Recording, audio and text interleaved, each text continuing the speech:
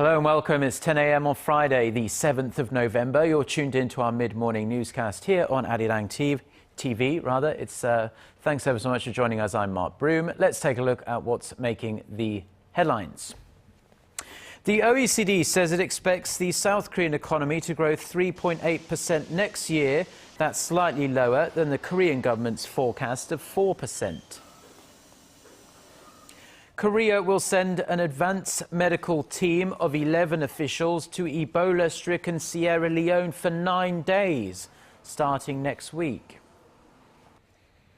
Plus, the United Nations begins discussions on referring the North Korean leadership to the International Criminal Court for its grave human rights violations. Our top story this morning, the OECD has revised down Korea's growth outlook for next year. It also says major risks are on the horizon for the global economy if advanced nations don't step up their growth-supportive policies. Our Kim Min-ji starts us off. The OECD says it expects the Korean economy to grow 3.8% in 2015. The research body on Thursday released a preliminary forecast for major economies ahead of the G20 summit set to open next week in Brisbane. The projection is 0.4 percentage points lower than its previous forecast made in May and slightly under the Korean government's forecast of 4%. However, the OECD expects Korea to grow 4.1% in 2016. For the global economy, the OECD also revised down its forecast by 0.1 percentage point to 3.3% this year. Unfortunately, growth rates continue to disappoint. Once again, we've marked down global growth. But the OECD does expect the global economy to accelerate to 3.7% next year and 3.9% in 2016. Meanwhile, the organization says the recovery remains robust in the U.S., projecting growth of more than 3% for 2015. This is in contrast to the Eurozone, which is expected to pick up slowly from 0.8% this year to 1.1% next year. As for China, the world's second-largest economy, the OECD estimated growth would slow from 7.3% this year to fall into the 6% range in 2016. Citing downside risks such as threats of a prolonged stagnation in the euro area, market volatility, and high levels of debt in some advanced and emerging economies, the OECD stressed the need for monetary, fiscal, and structural policies. It added that reforms to tax, trade, labor, and product markets will benefit domestic investment and global trade and support greater employment around the world. Kim Min-ji, ARIRANG News. Staying with some economic news, and Korea appears to have one of the lowest consumer sentiments in the world at the moment. A survey of 30,000 shoppers by market tracker Nielsen shows Korea ranked 57th out of 60 countries in terms of how much the country's consumers were willing to spend between the months of July and September. Only Italy, Croatia and Serbia were countries that recorded lower consumer sentiment than Korea in this survey. Rather surprisingly, India topped the list, followed by Indonesia, the Philippines and Thailand. Now, the trade ministers of South Korea and China are leading another round, perhaps final round, of free trade negotiation talks in Beijing, and their speculation and agreement will be announced during a summit next week between President Park Geun-hye and Chinese leader Xi Jinping on the sidelines of the APEC summit. Our Shin Se-min reports. Korea and China are meeting for a 14th round of FTA talks in Beijing this Thursday evening, where they're hoping to hammer out the final details of their bilateral trade pact. Unlike in previous negotiations where vice ministers attended, Korean Trade Minister Yoon Sang-jik and his Chinese counterpart Gao Hu-cheng are leading these talks.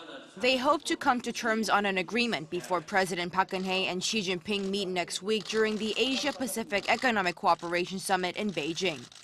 According to Seoul's Trade Ministry, the two sides will be discussing all 22 chapters of the Free Trade Pact, 16 of which have been or are close to being settled. Yet differences remain on the opening of China's manufacturing sector to Korean imports and imports of Chinese agricultural produce to Korea. Korean automakers and farmers will be paying close attention to details from the meetings, as both are concerned about their bottom lines being affected by an influx of goods made in China. On liberalizing the service sector, the two have been far apart as well, with Korea wanting stricter standards than China. Free trade negotiations between Seoul and Beijing began in May of 2012. During summit talks in July, President Park Geun-hye and Xi Jinping agreed to conclude the FTA negotiations before the year ends. China is Korea's leading trade partner, with bilateral trade last year reaching nearly $230 billion. Shin Se-min, Arirang News. Now, Korea will soon join the global response to the Ebola outbreak as it takes the next step in sending its own medical personnel to the worst-hit country in West Africa. Seoul's defense ministry says it will send an advanced medical team to Ebola-stricken Sierra Leone for 9 days, starting next week. The team, which includes 11 officials from the defense, health and foreign ministries, will survey the country with staff from the UK, the United Kingdom. The South Korean team will first visit Britain to prepare for the survey. The Korean government had earlier pledged nearly $6 million in aid to try and contain the spread of the deadly virus. Back here in South Korea, and there's a battle going on over pensions for public workers. They have raised their voices against plans to reform the system for civil servants. But as our Chae-Sun reports, Korea's Prime Minister is calling for public support to keep the system from running out of money. In a national address on Thursday, Prime Minister Jongun called on the country's 1 million public servants to stop any group action against the Park Geun-hye administration's push to overhaul the public employee pension system.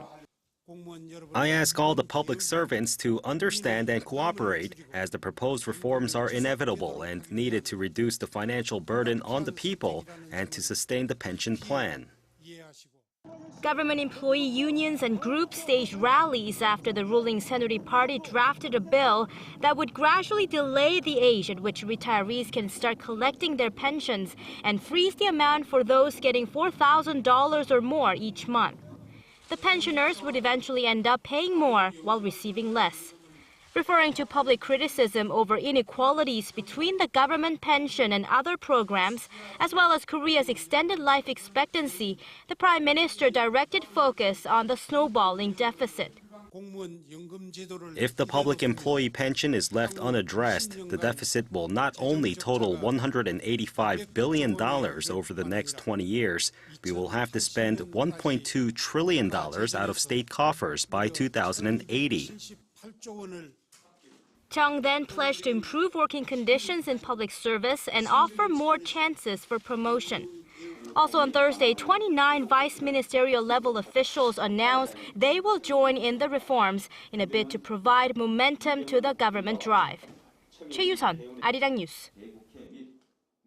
Now, international moves to address North Korea's widely documented human rights abuses are now in full swing. The European Union and Japan presented a resolution to the UN General Assembly Committee on Thursday, urging the Security Council to refer Pyongyang to the International Criminal Court. This despite a strong warning from the North. Italy's councillor told the committee that they are deeply concerned about systematic abuse in the North, adding the world can no longer ignore the suffering of the North Korean people. The resolution, co-sponsored by almost 50 countries, calls for a probe based on the findings of a UN inquiry that came out earlier this year. A committee vote is expected later this month before the measure goes to the full assembly in December. And it has emerged that North Korea told a former American detainee to ask for a visit by an ex-US president for his release. In an interview with Voice of America, Jeffrey Fowle, the American who was detained in North Korea for around 6 months, said Pyongyang officials wanted a very high-level US envoy to intervene in the situation. Mr. Fowle said he was asked to make the request and talk about his, quote, desperate situation when he talked to American media outlets, namely CNN and the Associated Press, during his captivity. The 56-year-old entered North Korea on a tourist visa early this year and was arrested for leaving a Bible in a nightclub bathroom. He was freed last month, but 2 Americans are still being held by the North.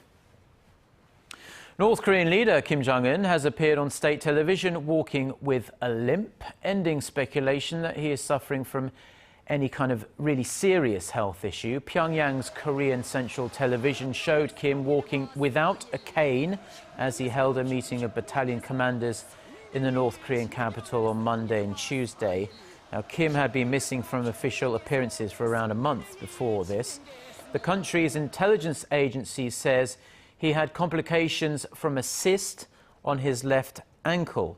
North Korea watchers say Kim's condition could flare up from time to time, considering his obesity and frequent inspection trips.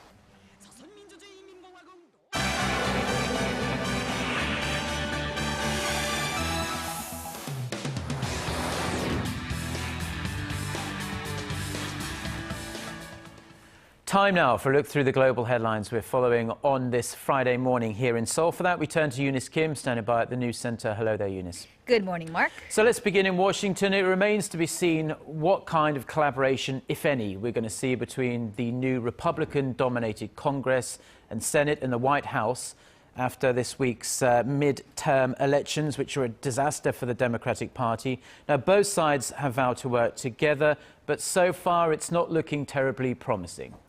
No, it certainly doesn't, Mark, judging by the public comments being thrown back and forth. We are now hearing from the House Speaker, John Boehner, a Republican, who warned U.S. President Barack Obama against, quote, poisoning the well, to borrow some of his words, reacting to the president's promise to use executive action to cut back on undocumented immigrants' deportations by the end of this year. Boehner countered by saying that the Republican agenda for next year includes repealing Obama's signature health care program. Earlier, White House Press Secretary Josh Earnest said the president would continue to use his executive powers regardless of Tuesday's GOP midterm sweep, including his power of the veto, while adding that President Obama would much prefer to work with Republicans rather than against them, half-jokingly hinting at a Kentucky bourbon session with presumed incoming Senate Majority Leader Mitch McConnell. President Obama is set to host the leadership of both political parties at the White House this coming Friday. In Syria and Iraq, the Islamic State group appears to be stalled in its military blitz through the two states to build a self-determined caliphate, the assault now closing in on its second full month. A prolonged stalemate has been observed in the Syrian border town of Kobani, where U.S. airstrikes have assisted Kurdish fighters staving them off on the ground. Activists and observers have said IS militants are keeping their control of the mostly Kurdish town at 40% consistently for the past several weeks. Nearly 600 IS fighters are estimated to have been killed as the extremist group struggles to produce new experienced fighters.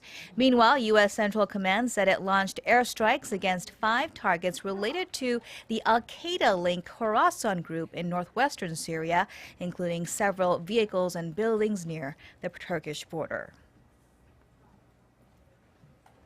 The chief prosecutor of the International Criminal Court, Fatou Bensouda, has ruled out pursuing Israel over its raid of a Gaza-bound flotilla that had killed 9 Turkish activists back in 2010. She said that while there was a reasonable basis to suspect war crimes had been committed, it was not of sufficient gravity to be prioritized over the ICC's other larger cases. Lawyers for a probe said they would appeal this decision. Israel said the ICC had wasted time on a politically motivated complaint. Finally, the European Central Bank has left its key interest rate at the record low rate of 0.05% following a monthly meeting on Thursday, with its president Mario Draghi promising more policy action should the Eurozone economy need more help to get back on its feet.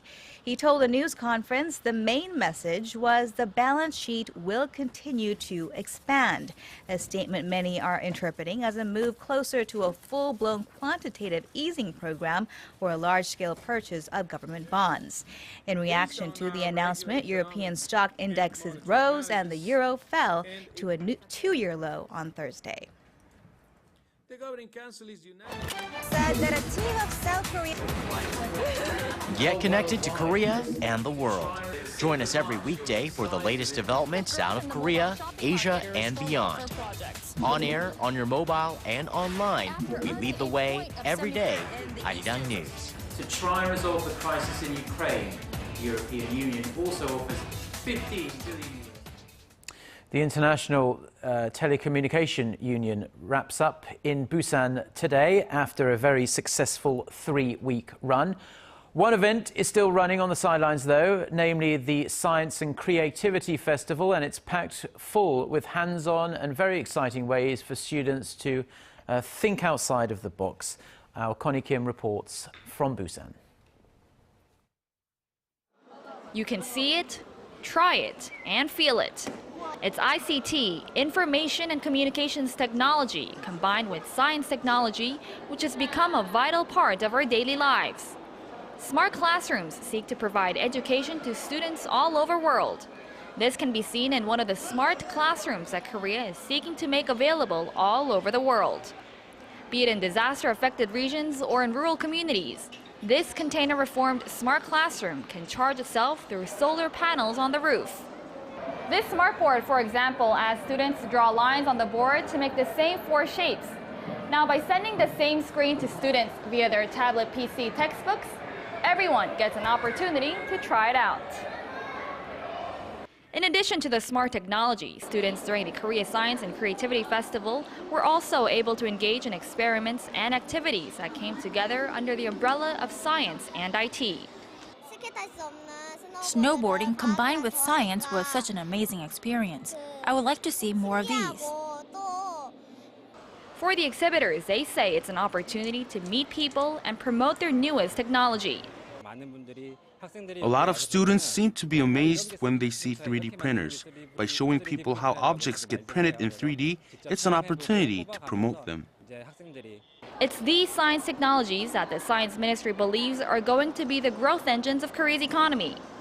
During the annual Science and Creativity Festival held on the sidelines of the ITU Plenipotentiary Conference, hundreds of schools, institutions, and companies have laid out some 400 creative programs that may become a part of our everyday lives in the very near future. Connie Kim, ARIRANG News, Busan. And staying with tech news, and e-book firms are taking full advantage of Korean consumers' insatiable desire for all things mobile-based. Park Ji-won shows us some of the latest trends in the nation's education e-book market. Beaver and Red Boots is a children's e-book that boasts diverse interactive features like animations, pop-up images, and other visual effects. The book's adorable characters and detailed interactive tools earned the e-book this year's Best Digital Publishing Award from the Culture Ministry. We have focused on less flashy features and more on creating interactive features that help children develop their abilities to think and comprehend the story. This is a children's e-book on the solar system. Thanks to the graphics and interactive features, children are taught complicated scientific concepts like what causes tides and how the moon's shadow creates solar eclipses. Then what about this driver's guidebook that features a direct link to a Google map so that readers can spot a recommended location and drive to the spot? Just as these digital books show, e-books are no longer reserved to being replicas of their printed versions.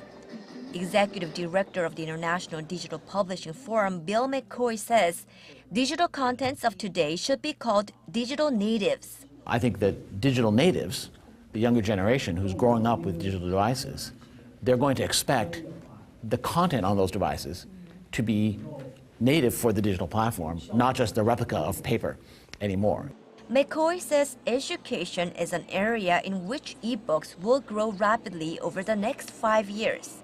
In Korea, however, the digital book market is still in its infancy. It accounted for just about 2% of the total publishing market last year, far below the global average of some 13%, leaving much room for growth.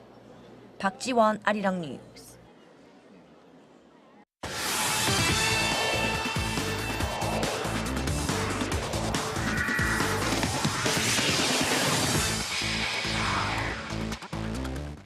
And TGI Friday, everyone, as we kick things off in the KBO with a recent fiasco where KBO's Lotte Giants have been making the headlines. And after it's been proven that the team's president, Choi Ha-jin, has ordered hidden cameras to be placed in the lobbies of hotels where the players stayed, resignations are being handed in.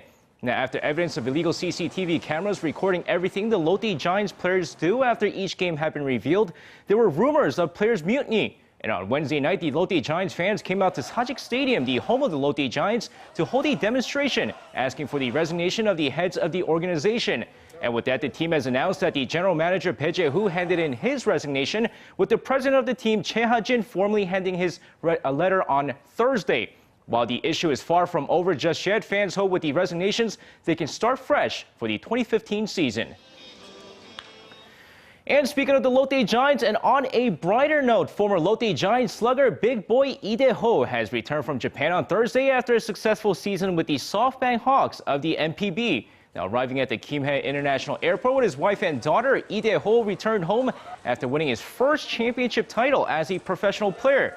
He stated that it was tough having to play baseball till November, but was all worth it after winning the Japan Series title.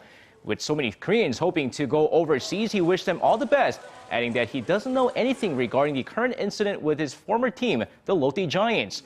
Now, the SoftBank Hawk cleanup hitter finished with the regular season hitting .300 with 19 home runs and 68 RBIs. And shifting gears to Thursday night's KBL action, the Wonju-dongbu Promi rallies back to beat the Seoul Samsung Thunders in a close game 60-58, while the Incheon ETL Elephants, who are on a 6-game losing streak, hopes to snap that against the Changwon LG Sakers. So let's take a look at the highlights from Changwon. Now, in the first quarter of the game, Incheon continues to struggle on the defense, unable to stop the LG offense from the start, as LG takes a 22-10 lead after the first quarter before heading into halftime with a 39-30 lead. And with LG's Davon Jefferson leading the way with 17 points and 13 rebounds in the game, LG takes this game 86-65, with Incheon dropping their 7th straight game. And now finishing things off in the V-League, we had one game take place last night as the LIG Graders took on the defending champions Samsung Hwaja Blue Fangs over in the men's league. Now just an incredible match between the two teams here as LIG barely forces a decisive fifth set after being down 2-1. And in an epic battle between Thomas Egger and Leo Martinez in the game, the two players scored 41 and 51 points respectively. But in the end, it's Leo Martinez and the Samsung Hwaja Blue Fangs who barely sneak past LIG with an 18-16 fifth set victory for a 3-2 win. And that's going to wrap it up for me. This has been SJ. Have a great rest of the day and see you guys again for your sports needs.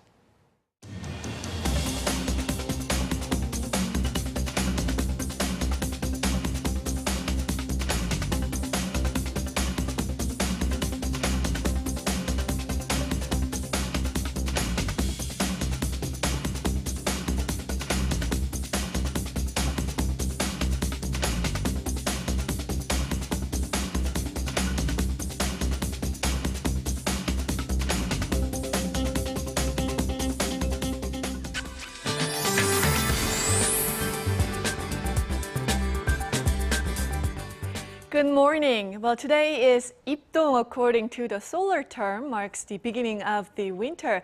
And the whole nation is having a very chilly morning, so be sure to dress warmly before heading out today. And it will also be a cool afternoon with highs only rising to mid-teens in many areas. And right now, patches of clouds are hovering over the peninsula, but it will get sunnier as the day goes on. But a relatively high level of fine dust particles are seen in some of the southern areas, so please be aware. With that, here are the readings for today. Now, the daytime high in the capital will top out at 15, while Daegu and Gwangju rises to 17, and Busan will be climbing into 18 this afternoon. And on to other regions, Jeju Island and Daejeon will be getting up to 16 and 15 respectively, and Dokdo will see highs of 11. And it seems like temperatures will remain on the cool side throughout the weekend, so be sure to stay warm to avoid catching a cold. Well, that's all for Korea, and here's the international weather for viewers around the world.